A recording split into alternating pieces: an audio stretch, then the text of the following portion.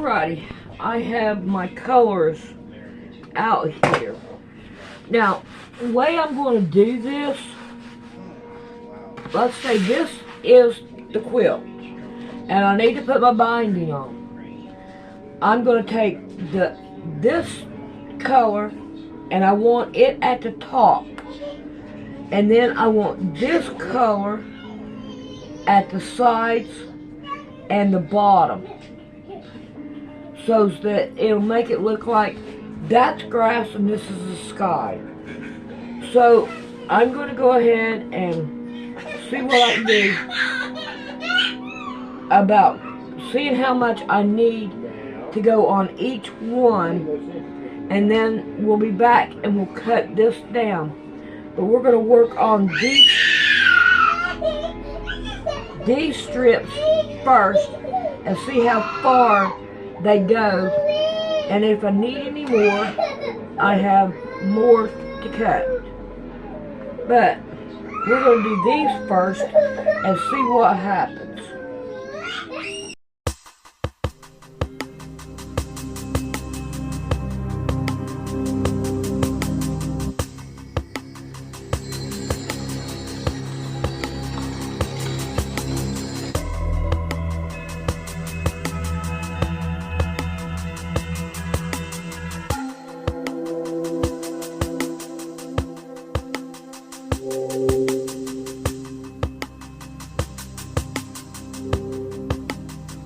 In this second part of the two-part interview, Charles Hall details what he knows about the tall blonde aliens, learned from his 2.5-year stint as a weather observer specialist at the gunnery ranges at Indian Springs, with the perimeters within the perimeters of Nellis Air Force Base, Nevada.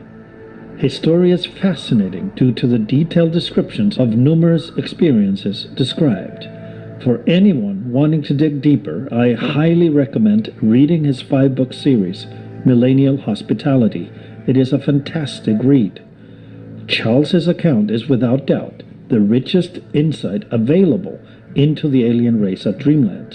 And while he doesn't have a full picture or understanding, because he was never debriefed about the relationship, their nature, purpose, or objective, only that they were there and he was to interact with them, regardless, Charles offers the clearest collection of experiences available anywhere, and they are consistent with accounts of remote viewers and government whistleblowers on the topic of Dreamland and Areas 51 through 54.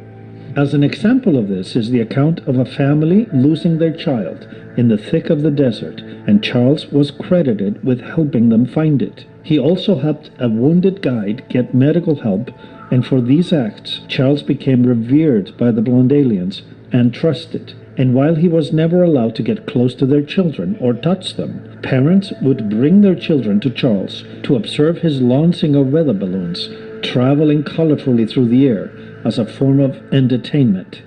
He retells hundreds of such interactions with the tall blonde aliens as he chronicles his experiences while on continual duty. You're left with the account of a fearless man, unscathed by the repeated night visitations of aliens into his observation quarters at night, alone, feeling sheer terror, yet never lashing out to defend himself. Rather, he chose to interact and communicate. As a result, he learned they are individuals with different temperaments and emotions, and like us, they revere their families, including their extended families. And they have military generals, scientists, tech experts, and yes, they also have tourists visiting Earth and observing humans like gorillas at the zoo. Untrained, they can be as afraid of us as we are of them. This never bothered Charles, which is why he lasted for as long as he did, interacting with tall blondes and little by little learning who they are, and now sharing it with us. Let's listen to Charles J. Hall. The Scoutcraft was made completely out of American parts and looked like an RV trailer.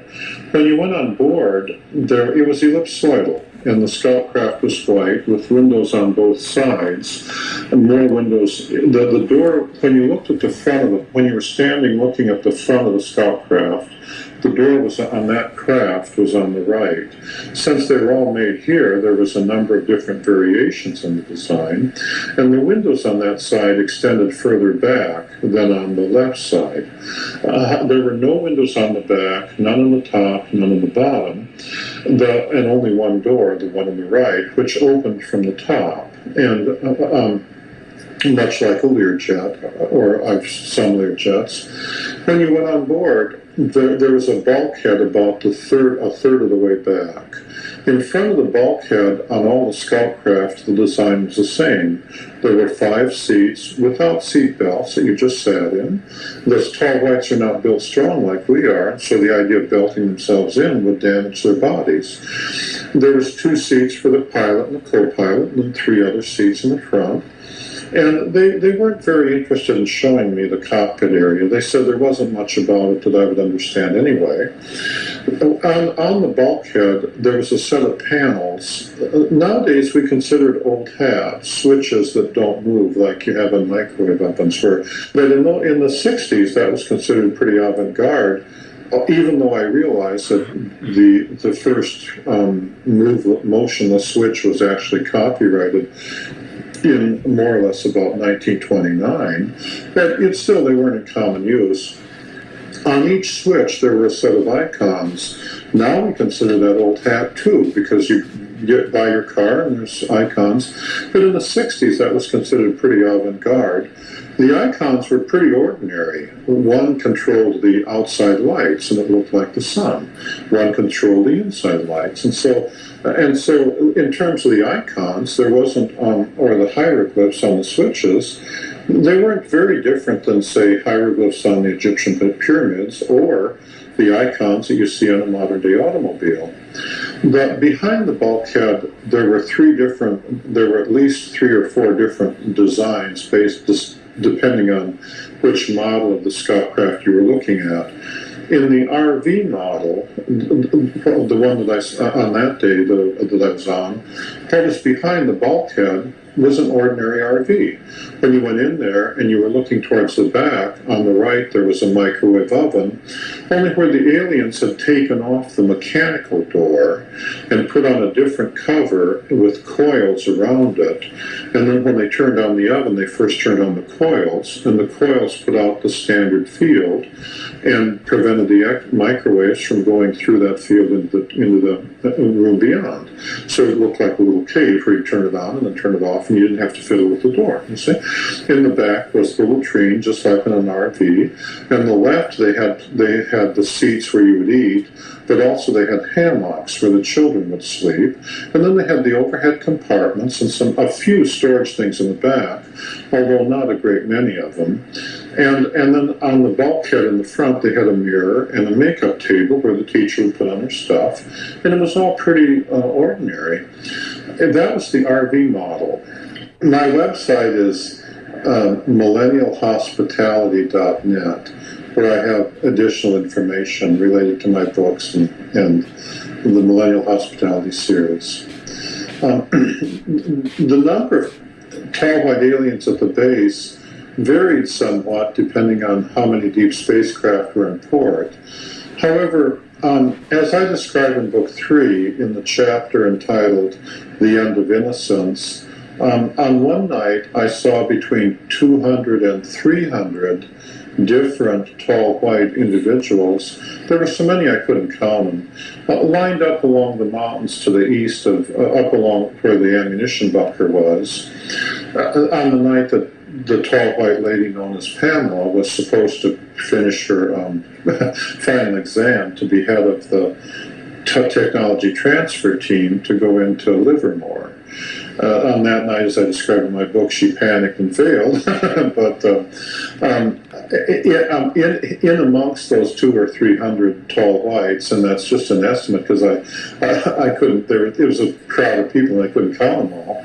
There were also American Air Force personnel, nobody below the rank of colonel. There was like a 4-star general, a 3-star general. There were several of them. There were also several American government people in civilian clothing over there. The tall white individuals that they were talking to appeared to come from all walks of life. Some of the tall whites were clearly the tall white equivalent of generals. Others were clearly the equivalent of tall white civilian government people. But there were an awful lot of tall whites who weren't obviously part of the military, but were just women and children.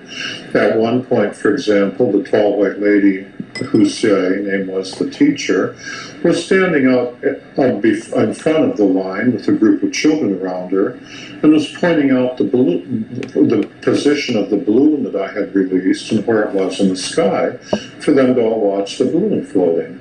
And so the tall whites had a social structure, a division of labor, very similar to our own. And so some were military people, some were medical people, and they had personalities accordingly. On that night, I counted between 35 and 50, perhaps as many as 75 scout craft that had parked in the part of the desert that I had dubbed the parking area. There were so many I lost count of the numbers. I couldn't count them all. But I estimated that somewhere between 35 and 50 was a reasonable count, but there may have been 75. So the number of tall white individuals and scout craft, was at least that large. I have no idea if that was everybody on the base that had come down or what percentage that was, but the number of people that you could see, the number of individuals that you could come across was at least in that numeric range. The number, when they came around to where I was, they came around, the kinds of individuals that came around were from all walks of life. And the tall white doctor came around and the tall whites he brought with him appeared to be medical students. They had no interest in the mechanical aspects of what I was doing. Although the doctor, like a human doctor, he cared only about the humanistic aspects. On the other hand, on a different night, one of the tall white guards brought around 3 young adult tall white men who were clearly electrical engineers. One of the tall white individuals that I was reasonably good friends with called himself co-pilot, but he was very proud of his ability to repair the scout craft, and he wanted to have been called the mechanic, but I guess the name was taken, and so he had to pick a different name, And another one was called the captain. He didn't appear to understand humans very well, and he didn't appear to want to. He appeared to just want to come and do whatever he had to do, and then, whatever you were for humans, well, that was you, and go on about his business. Whereas the doctor, described in The Wayward Wind, he wanted to come and really understand humans. What are they like, you see? Others, like the tall white general that I previously referred to, the idea of him understanding anybody, that he didn't care to understand anybody, he came to give the orders, and you were there to take them, and if you liked him, fine. If you didn't like him, fine, but he was a general. And they were all like that. The teacher was there with the guards, and the children were playing on the steps of the control tower, and I walked over close to her, 10 feet or so, and on that night, she was willing to answer a few questions. And I asked what she thought of humans and the planet Earth. I asked her how it compared with other inhabited planets that they had seen.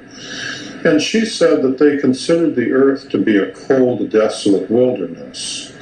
On the other hand, she said the thing that they found unique about humans is our willingness to do things with animals. Her example was that I grew up in a farm in Wisconsin. I feel very comfortable milking cows, riding horses, and making pets with dogs. Yet each of those animals could kill me if they wanted to. I don't think of it that way because instead, like all humans, I first try to decide how the animal is thinking, and then I approach the animal accordingly. So I calm down the horse by speaking to it nicely and approaching it from the front. I put the cow in a stanchion and calm it down and begin milking. I make friends with the dog by feeding it and patting it on its head. She said that they considered that to be very unusual. She said that on most inhabited planets, once the a group of intelligent people evolved, they had no interest in dealing with the less intelligent animals and usually just killed them all off. You know, they had no intent. That she pointed out that I felt comfortable with pets of cows, making pets of dogs, making pets of, you know. She referred to the time a few days earlier that I'd been down playing with some of the dogs that really weren't my dogs, but from people that lived in the housing area, feeding them and teaching them to roll over and sit up. She said usually the intelligent people just, you know, don't care what the dog thinks, just shoots them, you know. And they found humans to be very unusual in that regard. And the way she described it is because we were willing, even though we were intelligent, we were willing to try to think like less intelligent animals. Okay? They always came armed. Now the children weren't armed, and the adults that were very old typically weren't armed. But the young adults and the adults that weren't too fragile, they always came armed. Their weapons typically appeared to be look like white pencils with a certain squarish cross section. The young adults typically carried weapons that were perhaps 6 inches long. The older adults typically carried weapons that were longer, presumably with greater power. The weapon worked like a microwave laser. The weapon could be adjusted for frequencies appropriate for different elements. If they adjusted it for the frequency of sodium, for example, in the human nerves there are sodium atoms and calcium atoms. And if they adjusted it for sodium and fired it at you, it would make it seem like you were getting an electric shock. Like, you know, depending on the power of the weapon, it would feel like you just touched a high voltage wire of 100,000 volts. And it was extremely painful. If they set it high enough, they could kill you by just going zappo and you'd be electrocuted. If they had it set low, then it would just give a tingling affair. And you know, they never actually used the sodium setting on me. But I did meet, for example, a CIA guard who said that one day he had been walking with the teacher coming down the steps of the Capitol building. And because their bone structure is slightly different than ours, he wasn't familiar with the way they look when they're walking down steps. And he said they were partway down, and it looked to him like the teacher was going to fall.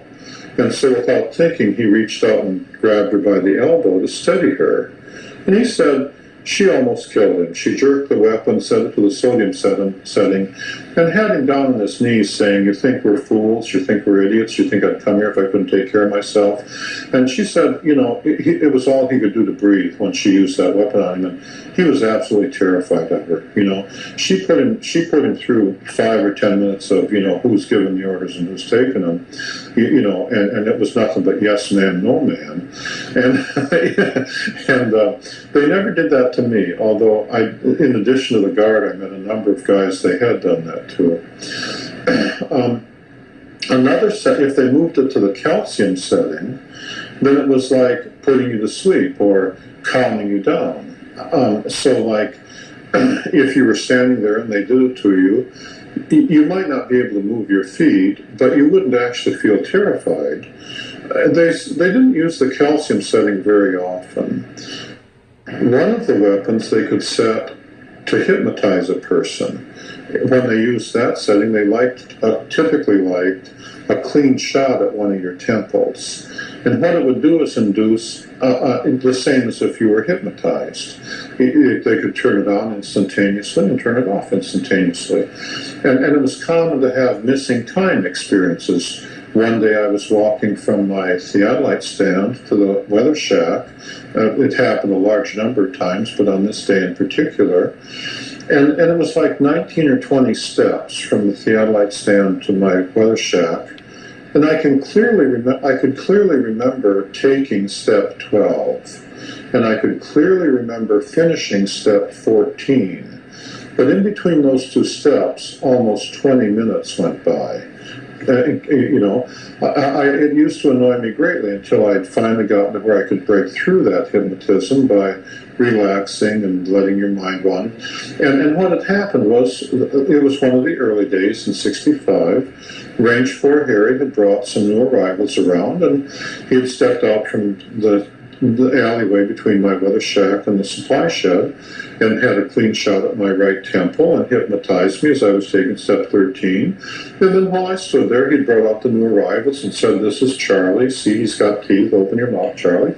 Just like you do when you're hypnotized. And said he eats more times than we do. And, giving him the tour, this is what a human is. And then when they all went back in, then he's, it took him about 20 minutes to go through his introducing them to a human routine and released it and then went on, Because of a number of episodes like that, I used to have a policy of writing the time down when I did things. So I used to have a policy of writing down the time, and before I started walking back to my weather shack, of writing down on my weather report, when I left the theodolite stand, and then writing down on my weather report when I got to my weather shack.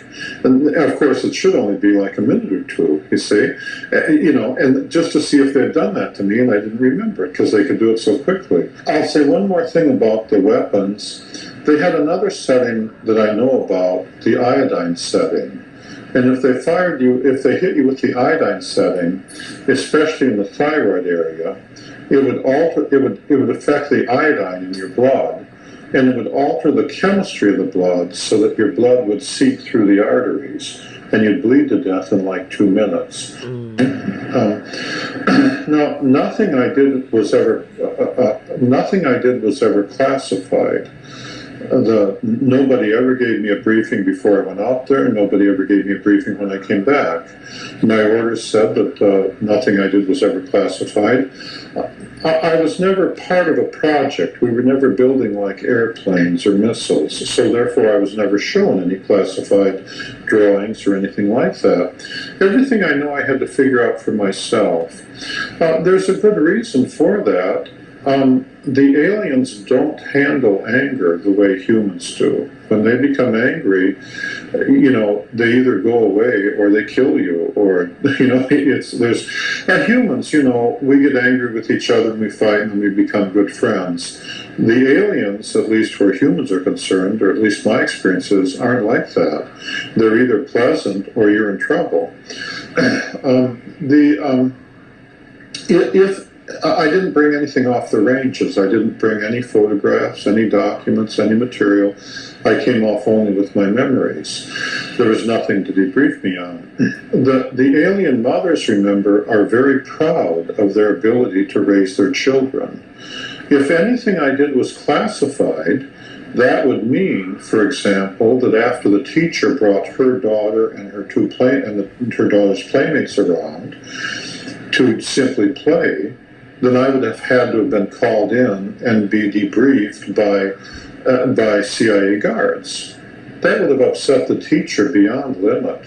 To have 2 ordinary human guards call me in and start asking questions. How does the teacher take care of her children? Do you think she's doing a good job? Do you think? I mean, you wouldn't have had to tell her. The next time I went out there using their communication equipment, she would have just said, she would have just figured it right out. Or the next time the generals showed up, she'd have just figured it right out.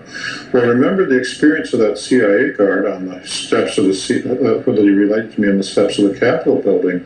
The idea of upsetting the teacher, I mean, she was perfectly willing to just jerk the weapon and say, who's giving the orders? I thought we had an agreement, The committee had agreed, which included the teacher, Range 4 Harry, some of the other tall whites, as well as the American generals. They had agreed that nothing I did would ever be classified, and the tall whites expect their agreements to be carried out, just like Philadelphia lawyers, to the letter. They go through a lot of trouble. They are very conscious of their agreements, and they keep them to the letter. And they expect the same from humans. 40 years isn't much time for the tall whites, since they live so much longer than we do. If anything I did was classified, they agreed that nothing I did would ever be classified. They meant that period, and they meant the American generals to keep that period, And after all, I don't have any drawings or pictures. I didn't, the log books that were out there, I left out there. And so there were, usually classification refers to material things, drawings, material, whatever. When I was out there, I never observed the aliens to do anything magical. They were very good at building craft that traveled faster than the speed of light. They did not travel in time. I never observed them traveling to another dimension. I never saw, they're not angels, they're just creatures like us. I'm very religious, I'm Roman Catholic, that angels are angels and aliens are aliens. They did not come to teach me anything. They came for their purposes. They didn't, currently it seems to me that American physics is kind of in the reverse Galileo position. In the time of Galileo, religious leaders required that scientists think inside the box, and scientists like Galileo wanted to experiment and think outside the box. Now, however, the situation appears to be reversed. American physicists seem to think that Einstein was always and forever perfect and complete, and so American scientists keep thinking inside the box. In Hall photon theory, my belief is that inside the photon, there's a third field, currently the box says there's only two fields. Most scientists won't consider it. They're insisting on thinking inside the box for religious reasons, pretending it's science, you see. As I describe in the appendix of Book 3, I show in a scientific manner how scientists should be approaching that. Currently, it's the religious leaders who are willing to consider guys like Monsignor Balducci, I believe, and so on, who are willing to think outside the box and say, of course, there can be intelligent life on other planets. One of the biggest shocks that I had to overcome in 1965 and 66 was once I realized that they were real, they were here, and that Einstein was wrong, and that God created life on many, similar to us, on a whole bunch of different planets. It was the shock of realizing that so many people had been so wrong for so long, once you saw their craft come in defeated, floating on the gravity field in perfect silence and landing, it was the shock of saying, how could so many American scientists not have discovered that, or not even be trying to discover it, not even be thinking about that? And likewise, from a religious point of view, it seems the teacher herself, one time on a different night when I went over there and I was talking to her, and she was willing to answer a few questions. She was teasing me because they have a dry sense of humor, and they like to outthink me, and they can do so very quickly or very easily. And she said, and I was saying, she was making a long story short. She was pointing up to the stars in the sky, and she said, "You can see all the stars in the sky. Surely you didn't think you were alone." And at the time I had, and then they're all laughing, surely you didn't think that whatever life was on the earth, it wouldn't be repeated on the other stars, and I had, and they were all laughing, boy, is he silly, And it just seems so obvious to me when you go out at night and you look up at the stars of the sky, that whatever God did to make life here on earth, he must have done it again, because there are so many stars in the universe and it's so vast. And religious leaders are willing to think outside the box. Whereas now when I go and I talk to the scientists and stuff, they all start with this box called Einstein.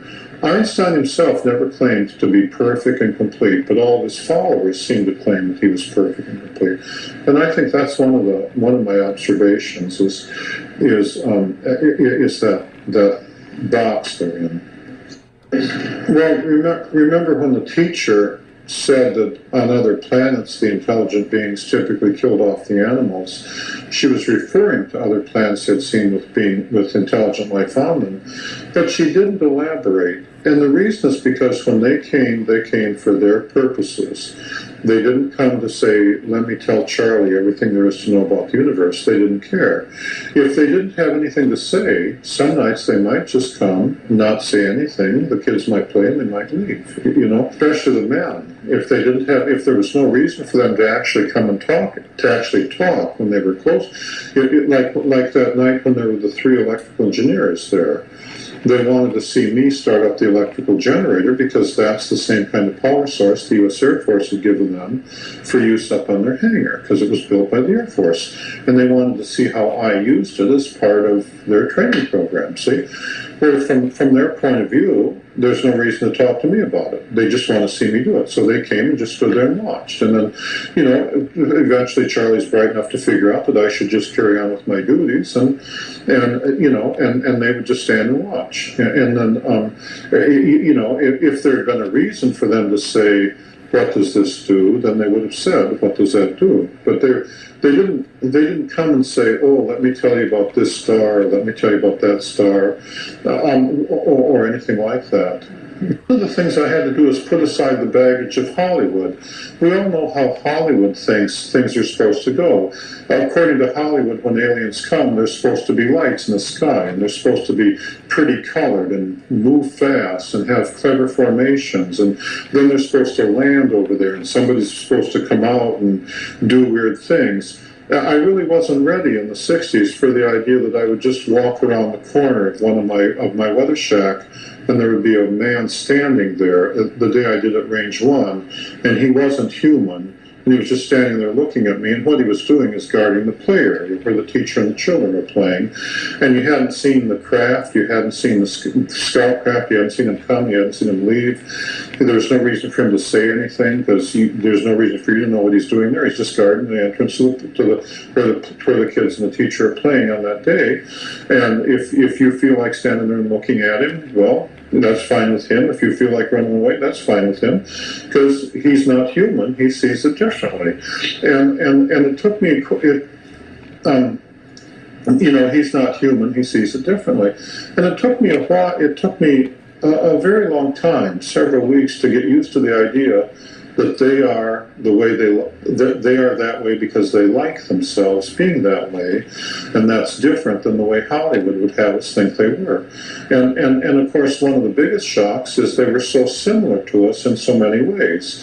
They love their children, they have a dry sense of humor, they love to tell jokes and laugh, and they get bored out of their gourd up in the base. One of the common things to talk about with the young, tall white women was fashions. The Air Force provided them with clothes straight out of the Sears catalog. One of the jokes the teacher used to make about the Air Force generals is up on their base, in their commissary, there were some clothes that the generals had picked that they could choose from. And of course, the teacher used to say, well, all the American generals are all old men, so naturally they have no fashion sense, right? And she used to laugh about the fashions that the generals thought they should wear, you see. And one of the things that she and the other young, tall, white women wanted to do was to go into town and buy pretty clothes. And of course, we don't think of aliens that way, but when in my weather shack, I used to have a Sears catalog, a Montgomery Ward's catalog, a J.P. Penney's catalog. We had outdoor plumbing, and so I had several copies of the catalogs for several reasons. And one of the things that the young, tall, white women used to like to do is to come through and look through my catalogs. And what they'd be looking at are women's clothes. Sometimes when you'd see them out in the desert, or especially on the morning, what they'd be wearing were clearly clothes straight out of the Sears catalog or the Montgomery Ward's catalog, and they were very, they were as proud of the new clothes as any Earth woman would be. The teacher was very proud of her ability to dress up and look like a nurse, and it took me a long time to get over the baggage from Hollywood, because every time you look at a Hollywood movie, aliens are supposed to be weird and different, Yeah, and I really, it took me, it was such a shock to have like the teacher walk in with, wearing a new dress that she had bought from Sears and proudly show it off and say, what do you think of my dress, Yeah.